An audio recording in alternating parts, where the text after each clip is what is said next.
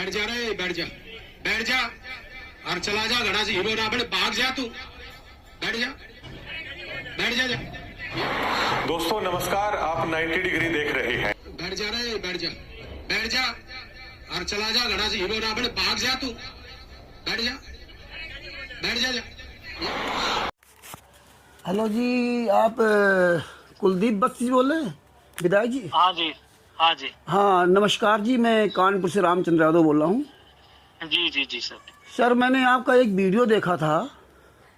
मैं एक बार विधायक जी से बात करवा देता हूँ सर आपकी। अच्छा, बात करवा दीजिए या नंबर उस दे दीजिए, मैं बात कर लूँगा।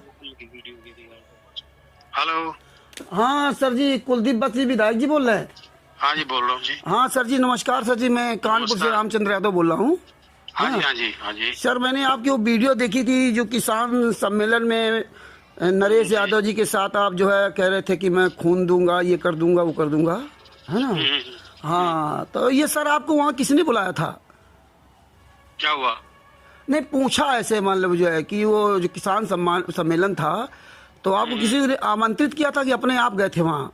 नहीं, आमंत्रित किया था, हमारे इलाके के किसानों ने कहा था कि आना है। अच्छा, किसानों ने कहा था। हाँ जी, हाँ जी। अच्छा, वो संतराम पाजी माँ के लड़के जो वीरेंद्र मनोज जी जो फोटो दिखाते थे संतराम पाजी माँ की, उन्होंने नहीं बुलाया आपको?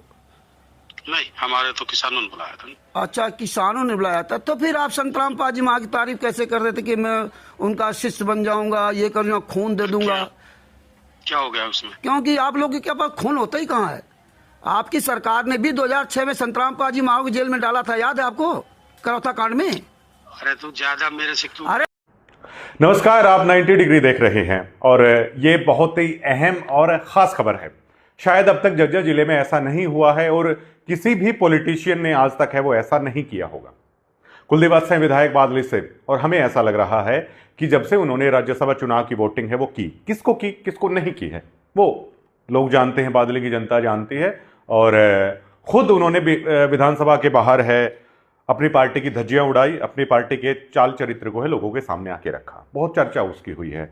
और अब हमें ऐसा लग रहा है कि इस दरमियान शायद कुलदीप बख्शी भूपेंद्र हुड्डा तक उन्हें मनाने आ गए।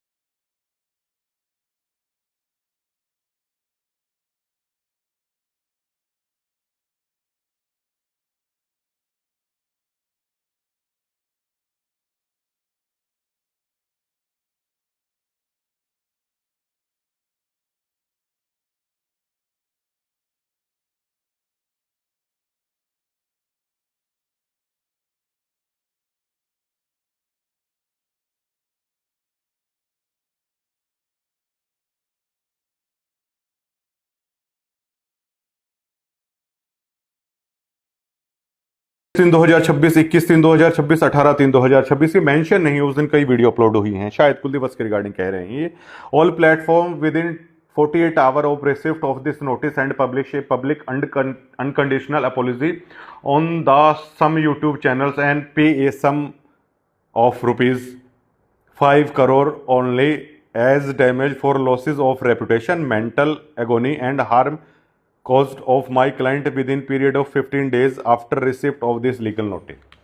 मतलब पब्लिकली कुलदीप बख्शी से माफी मांगे, कुलदीप बख्शी को 5 करोड़ रुपए दे, मेंटली सरदर्द हुआ है उनको, तो सरदर्द के लिए वकील साहब क्या हम नवरत्न तेल लेके कुलदीप बख्शी के माथे पर क्या हम चंपी करें, उसकी वीडियोस को हम यूट्यूब पे डालें? क्या आपका ये कहने का मतलब है?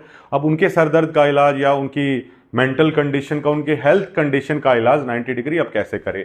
5 करोड़ रुपए। तो क्या कुलदीप बख्शी तीसरा चुनाव है वो, हम जो उन्हें 5 करोड़ रुपए दे, क्या वो उससे लड़ना चाहते हैं? और 5 करोड़ रुपए 90 डिग्री, मेरे साथी हैं धीरज चहार, वो भी वकील साहब के गांव से, वो मुस्कुरा रहे हैं तो हमें भी हंसी आ रही है। अब 5 करोड़ रुपए कहाँ से लाएं?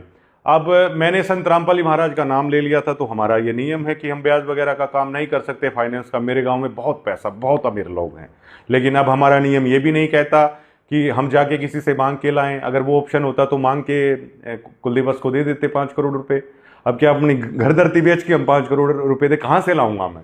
हम तो अपना नॉर्मल, हमने तो 90 डिग्री पे ऐड सेक्शन भी नहीं खोल रखा है कि वहां से कुछ डॉलर हम जुटा लें। हमारे पास तो वो ऑप्शन भी नहीं है। हम इतना पैसा कहाँ से लेके आएंगे? हाँ, अगर कुलदीप वत्स अपना हसनपुर वाला फार्म हमारे नाम पे करा दे, तुरंत हम अगले दिन बेच के 5 करोड़ रुपए दे देंगे, इतना हम श्योर है।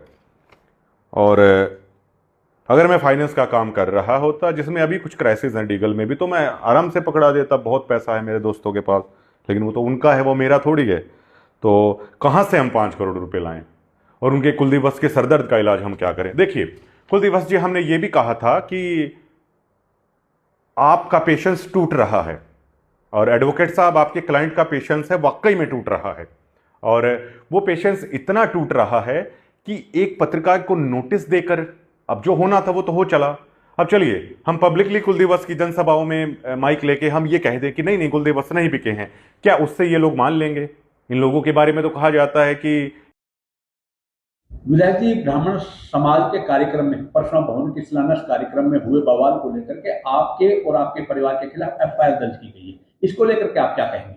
मैं धन्यवाद करता हूं पूरी सरकार का भी, और यहाँ के जो जिन्होंने कराई है उन सबका धन्यवाद करता हूँ। बहुत अच्छा काम किया है, और मैं ऐसी एफआईआर से डर।